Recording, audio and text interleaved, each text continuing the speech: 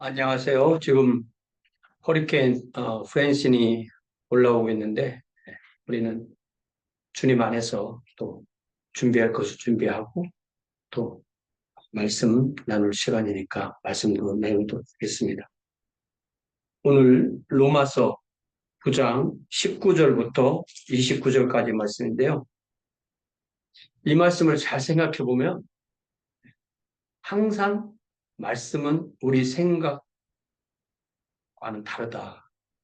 이런 걸 다시 한번 확인하게 됩니다. 우리가 하나님께서 구원받을 사람을 택한다. 이런 생각 많이 하잖아요. 그러면 구원받을 사람만 택하면 나머지는 그냥 하나님이 심판받을 사람으로 택하지 않아도 자연스럽게 그렇게 되는 거다.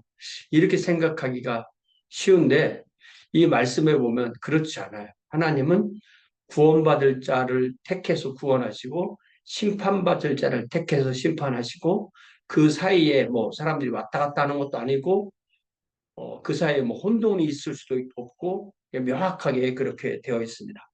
19절에 혹 네가 내게 말하기를 그러면 하나님이 어찌하여 허물하시느냐 누가 그 뜻을 대적하느냐 하리니 이게 무슨 말이냐면요. 이제 사도 바울이 복음을 그동안 많이 전했을 때 지금까지 이런 말씀 하나님께서는 하고자 하시는 자를 긍휼히 여기시고 하고자 하시는 자를 완악하게 하시니라. 하나님의 뜻대로 된다면 하나님이 왜 사람한테 네가 나를 믿었니 안 믿었니 이런 말을 뭐 믿었다고 구원하시고 안 믿었다고 구원하시고 사람에게 하나님께서 그 책임을 묻을 수가 없다. 하나님 뜻대로 된다면 라고 사도 바울에게 질문을 한다면 사도 바울은 20절처럼 대답한다는 것이에요. 이 사람아 네가 누구이기에 감히 하나님께 반문하느냐. 예. 우리 신앙이라는 것이 하나님에 대한 반응이잖아요. 반응인데 어떤 경우는 이해하고 어떤 경우는 아니 왜 그렇습니까? 라고 하나님께 여쭙기도 하죠. 그런데 하나님께서 결정하셨을 때 사람이 그걸 바꿀 수 있냐는 것입니다. 네. 네가 누구길래 하나님께 하나님의 하시는 일에 대해서 바꿔라 이렇게 할 수 있냐는 것입니다. 그러면서 예를 드는 것이 바로 그 유명한 토기장이의 비유죠. 지음을 받은 물건이 지은 자에게 어찌 나를 이같이 만들었느냐 말하겠느냐. 그러니까 우리와 하나님은 이렇게 일대일로 평등한 대등 관계가 아니고 이 상하 관계이고 주권을 가진 분과 주권이 없는 우리 사이에서 하나님이 우리를 구원하시기로 결정하든 심판하기로 결정하든 그것은 전적으로 하나님의 주권에 달려 있다는 것입니다. 그래서 구원받은 사람을 귀 쓸 그릇, 그래서 토기장이가 진흙 한 덩이로 하나는 귀 쓸 그릇, 즉 구원받을 그릇, 하나는 천이 쓸 그릇, 즉 심판받을 그릇을 만들 권한이 없느냐. 그러니까 토기장이의 권한, 그러니까 토기장이라는 게 이제는 그릇을 만드는 사람이잖아요. 네, 진흙으로 그릇을 만드는 토기라는 그릇을 만드는 토기장의 권한을 하나님의 권한에 비유하는 것인데요. 이런 비유는 다 성경에 나오는 예들을 가지고 하나의 그 비유를 만드는 것입니다. 예를 들자면 이사야, 네, 이사야를 한번 찾아봅시다. 이사야 29장. 네, 이게 사도 바울이 복음을 전할 때 그러니까 신약에 나오는 모든 이런 내용들은 구약에 의해서만 그 내용이 보증이 되어야 되는 것입니다. 이사야 29장 16절 먼저 이사야 29장 16절에 보니까 너희 패역함이 심하도다. 토기장이를 어찌 진흙같이 여기겠느냐. 하나님을 어찌 사람같이 여기겠느냐 그런 말이죠. 지을 받은 물건이 사람이 어찌 자기를 지은 이에 대하여 하나님에 대하여 이르기를 그가 나를 찢지 아니하였다라고 말할 수 있으며 빚음을 받은 물건이 자기를 빚은 이에게 대하여 이르기를 그가 총명이 없다 하겠느냐 이런 말씀이 있고요. 또 45장 9절에 이사야 45장 9절에서는 뭐라고 말씀하시냐면 이사야 45장 9절에서는 질그릇 조각 중 한 조각 같은 자가 자기를 지으신 이와 더불어 다툴진대 화했을진저 진흙이 토기장이에게 너는 무엇을 만드느냐 또는 내가 만든 것이 그는 손이 없다 말할 수 있겠느냐. 그러면서 더 이사야는 비유를 들기를 아버지에게는 무엇을 낳았소 하고 묻고 어머니에게는 무엇을 낳으려고 해산의 쑥으로 하였소 하고 묻는 자는 화있을진자. 그러니까 하나님과 우리 사이는 토기장이와 토기 같다는 거예요. 그 전에 하나님과 파라오 할 때는 파라오도 의지가 있으니까 마치 이런 의지인 줄로 착각합니다. 그러나 그 의지가 하나님이 만약에 토기장이면 사람은 토기에 불과한 존재입니다. 그렇기 때문에 하나님의 주권, 토기장의 권리는 100%인 거죠. 우리가 아무리 의지가 있어도 우리 의지는 하나님의 의지에 예속돼 있다고 그렇게 표현할 수 있습니다.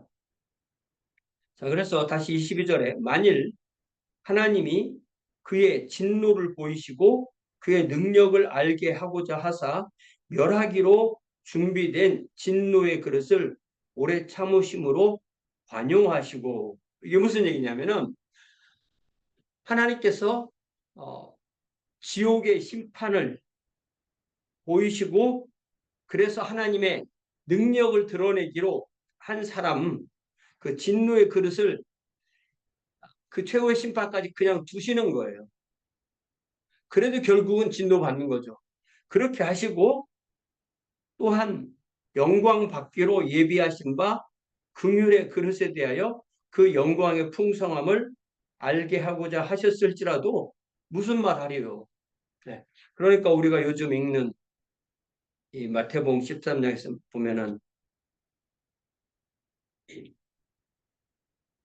앞에 신기운 그 씨앗 마태복음 13장에 보면은 예수께서 24절에 그들 앞에 또 비유를 들어 이르시되 천국은 좋은 씨를 제밭에 뿌리는 사람들이 잘 때 원수가 와서 곡식 가운데 가라지를 덧뿌리고 갔더니 싹이 나고 결실할 때 가라지도 보이거늘 집주인의 종들이 와서 말하되 주여 밭에 좋은 씨를 뿌리지 아니하였나이까 그런데 가라지가 어디서 생겼나이까 주인이 이르되 원수가 이렇게 하였구나 종들이 말하되 우리가 가서 이것을 뽑기를 원하시나이까 주인이 이르되 가만두라 가라지를 뽑을까 곡식까지 뽑힐까 하노라.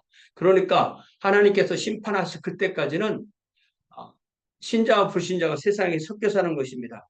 둘 다 추수 때까지 함께 자라게 두라. 추수 때에 내가 추수꾼들에게 말하기를 가라지는 먼저 거두어 불사르게 단으로 묶고 곡식은 모아 내 곡간에 넣어라. 그렇게 한다고 하셨죠. 그렇기 때문에 여기 로마서 9장 23절은 하나님께서 진노를 보이셔서 하나님의 능력을 보이시려고 택한 사람들이 이 세상에 분명히 있고 그들 심판 때까지 그냥 관용하시고 오래 참고 관용하고 두는 거예요. 22절 영어로 읽어볼게요. What if God, choosing to show His wrath and make His power known, bore with great patience with the objects of His wrath prepared for destruction. 이게 이제 우리가 신학에서 갖다가 이중 예정이라고 하거든요. 그러니까 일부는 하나님이 구원하기로 선택하고 일부는 심판하기로 선택했다. 구원의 선택과 심판의 선택. 이 이중예정이라는 말이 나오면 극력 반대하는 사람들이 있어요. 왜 그래? 왜 반대하느냐? 자기 생각에 의해서 반대. 성경은 이렇게 분명한 것입니다. 23절에 또한 영광 받기로 예비하신 바 긍휼의 그릇에 대하여 그 영광의 풍성함을 알게 하고자 하셨을지라도 무슨 말하리요? What if he did this to make the riches of his glory known to the objects of his mercy whom he prepared in advance for glory. 그렇기 때문에 우리는 구원받기 때문에 우리가 이 23절 로마서 9장 23절에 해당한다는 걸 알아요. 그러나 구원받지 못하는 사람들은 그들이 뭐 22절에 해당되는 23절에 해당되는 관심이 없죠. 그렇기 때문에 이것은 전적으로 하나님의 쪽에서 보는 관점인데 우리가 구원받았을 때는 구원받은 사람은 구원받은 걸 아는 거예요.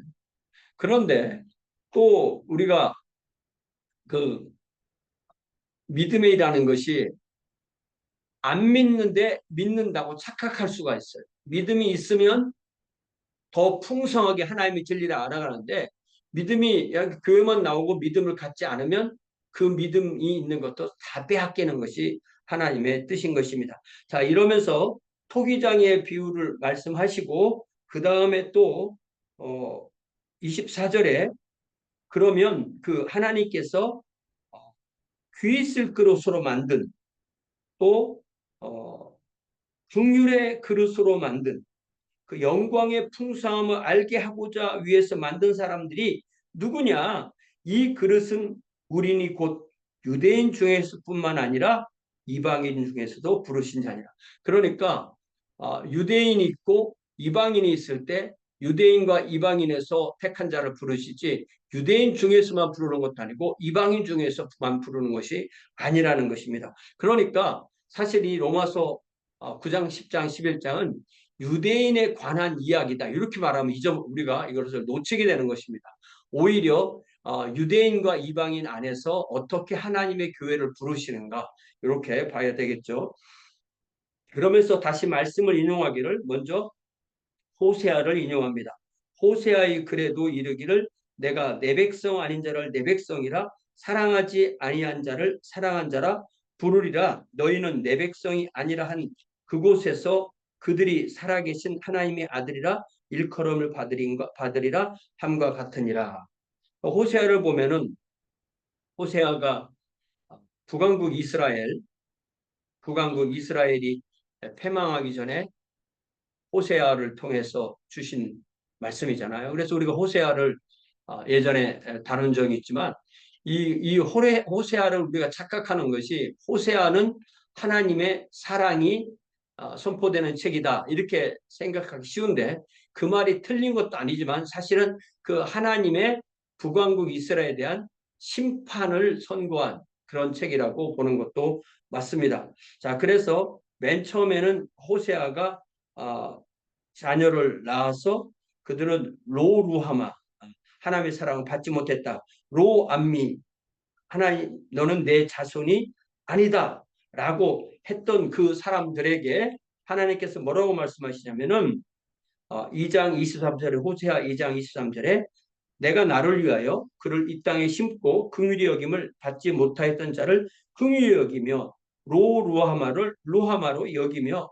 내 백성 아니었던 자에게 행하게 이르기를 로암미에게 행하여 이르기를 너는 내 백성이다 로암미라 하리니 그들은 이르기를 주는 내 하나님이시라 하리라. 그러니까 이방인들이 하나님의 그 사랑을 받지 못했었잖아요. 이방인이 하나님의 백성이라고 안 돼 있었잖아요. 그러나 그들이 하나님의 백성이 되었죠.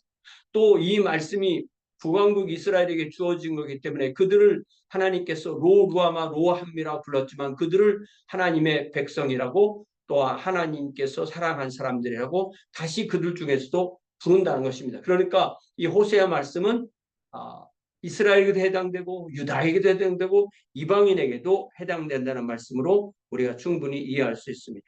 자, 그러면서 또다시 이제 이사야를 인용합니다. 27절에 또 이사야가 이스라엘에 관하여 외치되 이스라엘 자손들의 수가 비록 바다의 모래 같을지라도 남은 자만 구원을 받으리니. 그러니까 그들이 이스라엘이라든지 유대인이라든지 뭐 혈통이 유대인이고 그래서 구원받는 것은 아니고 오직 남은 자, 다시 말하면 교회 안으로 부름을 받은 사람만 주께서 땅 위에서 그 말씀을 이루고 속히 시행하리라. 그래서 우리가 먼저 이사야 10장, 이사야 10장 12절 13절을 보겠습니다. 이사야 10장 12절 13절.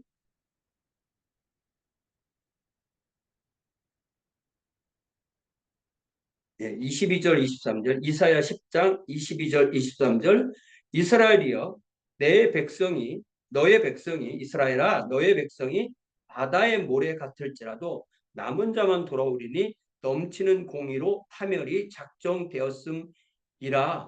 이미 작정된 파멸을 주 만군의 여호와께서 온 세계 중에서 끝까지 행하시리라.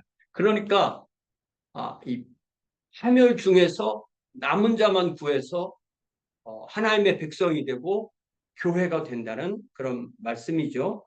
또 이사야 1장 9절, 이사야 1장 9절도 같은 말씀이 있는데 남은 자에 관한 말씀.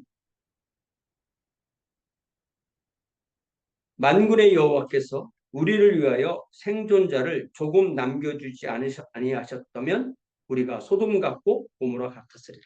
소돔과 고모라에서 택함 구원받은 사람 딱 셋이잖아요. 롯과 그 두 딸들. 그러니까 이 남은 자라는 것이 이스라엘이 포로로 가서 다시 살아서 돌아온 자, 이것은 구약 시각으로 보는 말씀이에요. 그러나 이 사도 바울이 이 말씀을 인용한 것처럼 이 남은 자는 바로 교회를 의미하는 거예요. 그래서 초대 변증가 중에서 유명한 순교자 유스티누스라는 사람은 유대인 트리포라는 사람과 대화를 하면서 뭐라고 말하냐면 구약 성경은 그러니까 유스티누스는 세겜에서 태어난 그리스 사람이었어요. 팔레스티나 세겜에서 태어났지만 그리스 사람이었었고 트리폴은 유대인인데 그에게 말하기를 구약 성경을 읽으면서 그리스도를 만나지 못하면 그것은 아무런 의미가 없는 것이다. 구약 성경은 그리스도인의 것이다. 이렇게 말했어요. 유대교들이 들으면 얼마나 기가 막힌 말이겠어요. 그렇기 때문에 우리가 이 구약 성경을 자꾸 유대교적 관점으로 보려고 하면 잘못되는 거예요. 철저하게 그리스도인의 책으로 우리가 이 책을 보아야 되는 것입니다. 자, 그래서 다시 로마서 9장으로 돌아와서 주께서 땅 위에서 그 말, 거의 28절 했고요. 29절 또한 이사야가 미리 말한 바 만일 만군의 주께서 우리에게 씨를 남겨두지 아니하셨다면 우리가 소돔과 같이 되고 고모라 같았으리로다 함과 같으니라. 1장 9절 말씀 우리가 방금 본 거죠. 그래서 오늘 우리가 이 말씀을 통해서 분명하게 알 것은 하나님은 긍휼의 하나님이다. 맞는 말이에요. 그런 하나님은 또한 진노의 하나님이다. 라고 해도 맞습니다. 그렇기 때문에 하나님은 긍휼과 진노의 하나님. 하나님은 진노와 긍휼의 하나님. 그러니까 토기장이가 같은 토기로 가지고 어떤 것은 귀 있을 것을 만들고 어떤 것은 천이 있을 것을 만드시 하나님께서 하나님의 주권으로 어떤 사람들에게는 자비를 베풀고 어떤 사람들에게는 하나님의 공의로 심판을 보이고 자비로 구원하시고 공의로 심판한 이것이 바로 하나님의 주권이지 하나님은 구원받을 사람을 택하고 구원 못 받을 사람들은 사람이 택하고 이거 아닌 거죠. 그러니까 하나님이 택한 사람은 믿고 하나님이 택하지 않은 사람은 안 믿고 이걸 바꿔 말하면 믿은 사람은 하나님이 택한 결과가 나타나는 거고 안 믿은 사람은 하나님이 안 믿은 결과가 나타나는 것인데 이것을 우리 인간은 죽을 때까지 알 수 없는 거죠. 내가 구원받은 건 알아요. 그러나 구원받지 못한 사람들 중에서 저 사람이 구원받을 사람인지 아닌지 모르기 때문에 우리는 복음을 전하는 거예요. 복음을 전할 때 내가 구원하는 것이 아니라 하나님께서 구원하는 사람이 이 복음 전도를 통해서 나의 복음 전도를 통해서 드러나게 되는 것입니다. 이것이 바로 우리가 하나님께서는 택한 자를 구하시고 우리는 모든 사람을 구하려고 드는 것. 예. 그래서 하나님의 택하는 이 소명을 유효적 소명이라고 말하고 또 우리가 모든 사람에게 복음을 전하는 것은 일반 소명. 누구나 오세요. 누구나 오라고. 하나님도 누구나 오라고 하잖아요. 예. 그렇지만 하나님이 택한 사람만 구원받게 되는 것입니다. 그래서 이 말씀이 그것을 이야기하면 우리는 그렇게 믿어야지 말씀은 그렇게 이야기하는데 나는 그렇게 믿지 않을래요. 그것은 잘못된 믿음입니다. 하나님 아버지 오늘 말씀을 통해 다시 한번 우리를 택하신 그 놀라운 사랑에 대해서 다시 한번 감사하며 감격합니다. 이것이 전적으로 주님의 주권에 관한 것이오매 우리가 온전히 주님께 감사하며 순종하며 주께 복종하며 주님을 따르는 귀한 주의 자녀들로 인도하여 주옵소서. 지금 올라오고 있는 이 허리케인 프랜션으로 인해서 아무런 피해가 없고 조용히 지나갈 수 있도록 우리 주님께서 도와주시옵소서. 감사하며 예수님의 이름으로 기도하옵나이다. 아멘. 네. 그리고 우리 모두 잘 준비하고 또잘 서로 돌보고 그렇게 하고 주일에 만나서 함께 예배하도록 하겠습니다. 고맙습니다.